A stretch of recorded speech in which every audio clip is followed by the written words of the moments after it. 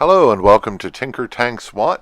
I'm in a Tier 8 battle on Sacred Valley in my Centurian 1. This is one of my early battles with the Centurian 1, which I've just gotten. So I still have a mostly stock tank. I have been able to upgrade to the 17-pounder gun and gotten the middle upgrade 650 horsepower engine and a slightly better radio. But other than that, the tank is stock. Now, the 17-pounder is a good gun at Tier 6.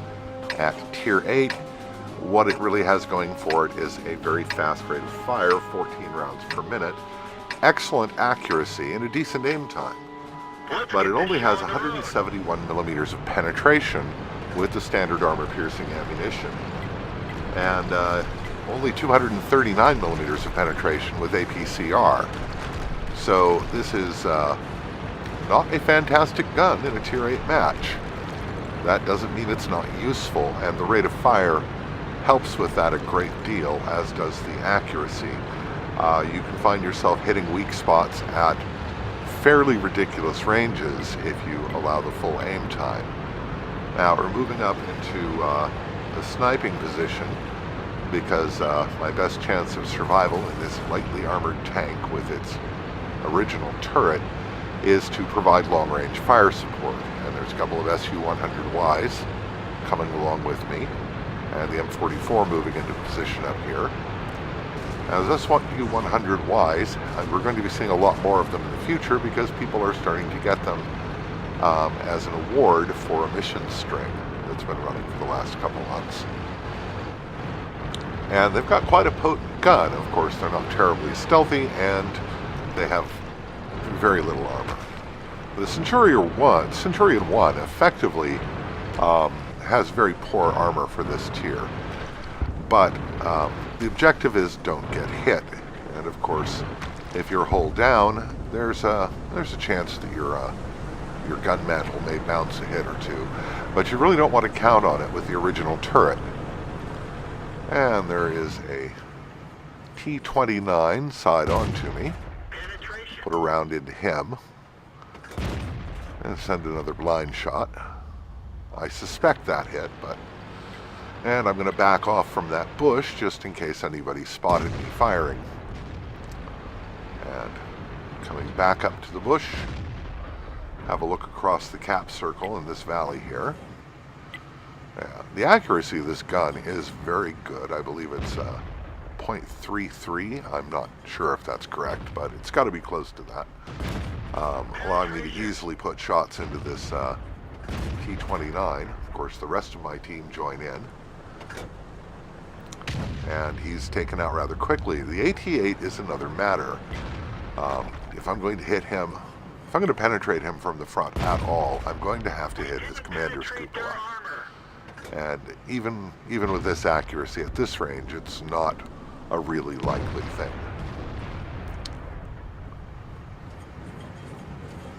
Keeping an eye on the map where those other heavies are, duking it out with our heavies on the other side of this mountain castle thing. And we have a bit of a lull in the action, but I'm not ready to give up this position yet, because there are still things like the AT-8. And taking another shot at his cupola, which by pure luck I managed to hit. And now I'm firing down on top of his vehicle, so if I actually hit him, there's a good chance that I'll penetrate. Not with that shot. He has very heavy frontal armor. Now that he's turned side on to me, he's pretty much an easy target, especially with these upper rear deck facing me. Trying to close in on that T-26. I tracked him, so he's immobilized, and the team takes him out. So, good work all the way around there. Again, we still have an ISU-152 and an ARL-44 on the other side, but this Cromwell was just asking for a little something. There's a KV-4, but I really don't have a good shot on him. The KV-4 is a 100-ton heavy tank. It's very, very well armored. There's almost no chance I'd penetrate him at this range. Somebody spotted me, so I have to back off. I think it was that SU-150Q, and it took a good bite out of my health. But I'm going to move back up. I should have broken contact by now. And there's an AR-44 down there on low health, just begging for a little special attention, which I am happy to provide. So, and again, that KV-4. Can I shoot through this building? No. Most of the buildings on this map are frangible, but not that one. So, that was a bit of wasted effort. And the Cromwell is not coming out to play. Anyway, I'm noticing, at about this point, I noticed there's nobody left on the right covering the eastern flank. And that's a bit troubling. So, keeping an eye out that direction. And looking at the mini-map, we seem to have very good coverage on this side and no coverage on the east side, so I'm going to head over that way and see what I can do. They've spotted the Tiger on the other side of the hill fort. And I need to keep an eye on this eastern flank, and I'm really the only one in position to do it. So, moving up. And there's the IS. And there's the KV-4, nicknamed the KV Fortress because of its extremely heavy armor. And this is not what you would call a fair fight. But then what kind of idiot wants to be in a fair fight? Now, he does have weak spots, and I do have the accuracy to exploit those weak spots. And he's not likely to be able to one-shot me. There's a little hit from artillery, and put a round through his cupola. He misses his return shot and gets taken out by one of our SU-100Ys. So I'm going to advance down into the valley. The Cromwell is still down there. And the IS may be down there somewhere. I'm keeping an eye out for them from this watch point, because I don't want to run afoul of that IS. He could ruin my day pretty quickly. As I said, this tank's armor is really not effective at this tier. Well, the IS has shown up, and he is well out of line of sight, so I'm going to move down and see if I can come up behind the enemy over there for a bit of rough handling. And this tank is quite mobile. It's not fast, but it's maneuverable. And there's the Cromwell. And we'll put around into him. And he's back around the corner. And the thing is I still have over 900 health. I can take a hit from him. He can't take a hit from me. So I'm going to charge him down. It does not appear that any of the other tanks they have left are in sight. So, put a shot through the building. It was a little high. And a shot through his side, and that's it for him. And let's see if we can't move up and take that IS from behind. MX 5100 with me. And almost inside of the IS, and he's taken out. So, my team is capping.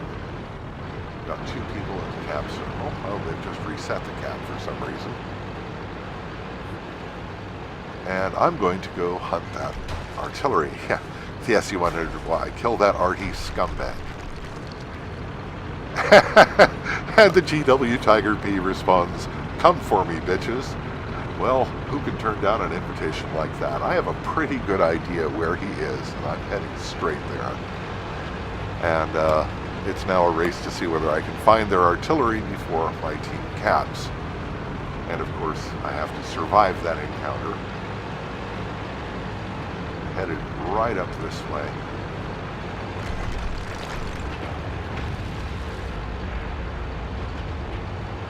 And there he is. Pretty much where I expected him. Put a shot in. He fires back and takes a good chunk out of me, but I've still got some health, and I have a much higher rate of fire than he does. So, put some more shots into him. And I should, this is a bit of a mistake. I should not have driven straight into his gun. I should have gone around the side of him. But it all worked out in the end. And we cap. So, not a bad game for an almost stock Centurion. 2,037 damage and 1,001 spotting damage. 3 enemy vehicles killed, several more damaged. Second class mastery badge. Yeah, this tank is challenging when it's nearly stock, but it is by no means useless. And if you learn how to play it stock with this 17-pounder, you'll probably do pretty well once it's fully upgraded. So, let's see, where did I finish on team? Should be getting the team scores up in just a minute. Or maybe not. Oh, there we are. I was first on team with 1,027 raw experience. And that is not bad, especially for an almost stock tank. And we have an SU-100Y right behind me. And then on the detailed report, I fired 29 shots, got 18 hits and 14 penetrations. Did over 1,000 damage from a distance of more than 300 meters. And took 3 hits, was penetrated twice, and bounced 1. And then got some splash damage to my tracks when I was heading over towards that KV-4. Damage blocked by armor 135, damage caused by your assistance 1,001. So yeah, you can do good work in this tank, even in relatively stock form. Useful total of 20,675 credits for that game. So, that's the Centurion 1 in near stock form. I hope that you've enjoyed this video. If you did, please like it below. It really helps the channel and helps bring these videos to the attention of more viewers. So, thanks very much for watching. Have a great evening, and we'll see you again real soon.